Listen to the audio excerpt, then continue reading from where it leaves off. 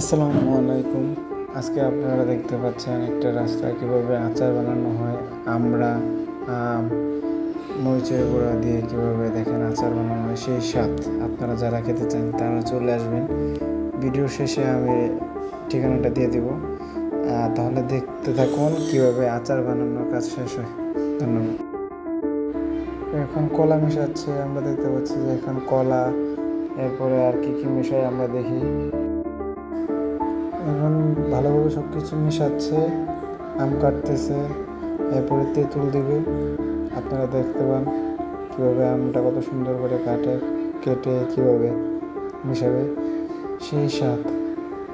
যে একবার খাবে সেই মামার আচার, সে বারবার ফিরে আসবে এখানে। আপনারা দেখতে থাকুন। আলহামদুলিল্লাহ, খেয়ে সেই মজা পেলাম। ধন্যবাদ সবাইকে। আসসালামু আলাইকুম।